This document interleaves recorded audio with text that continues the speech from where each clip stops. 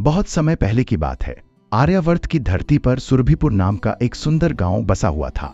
यह गांव चारों ओर से घने जंगलों, नदियों और खेतों से घिरा था। यहाँ के लोग मेहनती, सरल और प्रकृति से गहरे जुड़े हुए थे।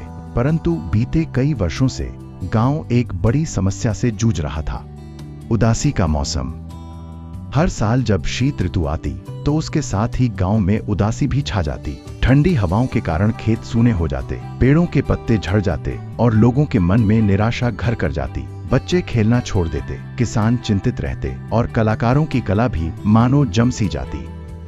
गांव के बुजुर्ग पंडित देवदत्त शास्त्री कहते थे, यह केवल मौसम नहीं बदलता, बल्कि मन और बुद्धि भी शीतल हो जाती है। राजा की चिंता। उस समय उस क्षेत्र पर राजा विजय केतु का शासन था। वे प्रजादुख से दुखी रहते थे।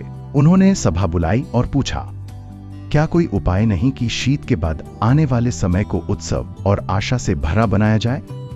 सभा में कोई उत्तर नहीं मिला। देवी सरस्वती की कृपा। उसी रात राजा को स्वप्न आया। स्वप्न में एक दिव्य प्रकाश प्रकट हुआ। श्वेत वस्त्रों में सजी, वीणा धारण किए देवी सरस्वती प्रकट हुई।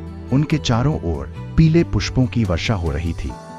देवी ने कहा, राजन, जब शीत समाप्त होकर बसंत ऋतु आती है तब प्रकृति नवजीवन धारण करती है। यह समय ज्ञान, कला, संगीत और सृजन का होता है। यदि इस दिन मेरी पूजा की जाए तो मनुष्यों के जीवन में भी नवीन ऊर्जा, बुद्धि और उल्लास का संचार होगा।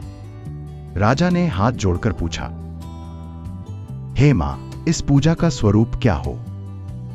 देवी बोली, इस दिन पीले वस्त्र धारण किए जाएं, क्योंकि पीला रंग उत्साह, ज्ञान और समृद्धि का प्रतीक है। बच्चों को शिक्षा का आशीर्वाद दिया जाए, कलाकार अपनी कला अर्पित करें और किसान प्रकृति का धन्यवाद करें। यह कहकर देवी अंतर्धान हो गई।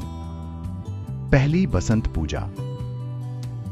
अगली सुबह राजा ने पूरे गांव को स्वप्न की बात बताई। सबने मिलकर निश्चय किया कि बसंत पंचमी के दिन देवी सरस्वती की पूजा की जाएगी।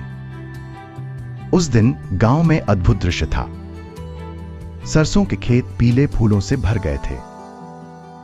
बच्चे पीले कपड़े पहनकर पुस्तकों के साथ मंदिर आए। कलाकारों ने वीणा, बांसुरी और ढोलक बजाई। किसानों ने नई फसल के लिए प्रार्थना की।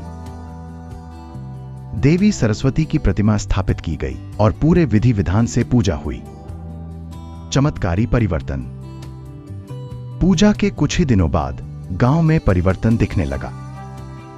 बच्चों की पढ़ाई में रुचि बढ़ी,